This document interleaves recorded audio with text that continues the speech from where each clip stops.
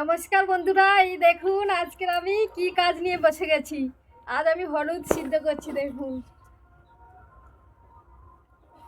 আমাদের বাগানে কত হলুদ হয়েছে। দেখুন এইগুলো আমি সিদ্ধ করে নিয়েছি। এই দেখুন, আর এগুলো হাঁড়িতে সিদ্ধ হচ্ছে, এক হাঁড়ি। আর এই আসুন দেখাচ্ছি, আরও একটু রেখেছি।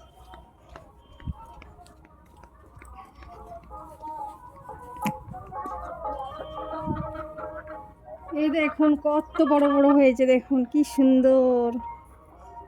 এগুলো আমাদের সারা বছর হয়ে 2 বছরও হয়ে যাবে, এত হলুদ হয়েছে। এতে সব এগুলো রেখেছি, মাথাগুলো এগুলো লাগাবো বলে। আর কিছু খাবো, এই কাঁচা হলুদ খালি পেটে খেলে খুবই ভালো, এই জন্য খাবো বলে কিছু রেখেছি, আর লাগানোর জন্য রেখেছি এখানে। দেখুন এতে জল দিয়ে যখন জলটা ফুটবে তখন খাবার সোডা দিতে হবে 50 গ্রাম মতো একটা হাঁড়ির জন্যে। তারপরে ওই হাঁড়ি ভর্তি হলুদটা দিয়ে দিতে হবে। দিলে হলুদের রঙও খুব সুন্দর আসবে, আর হলুদটা সফটও হবে। এই জন্য এটা আমরা এরকম করেই হলুদটাকে সিদ্ধ করি। আপনারা এরকম করে করবেন, দেখবেন খুবই সুন্দর কালার আসবে।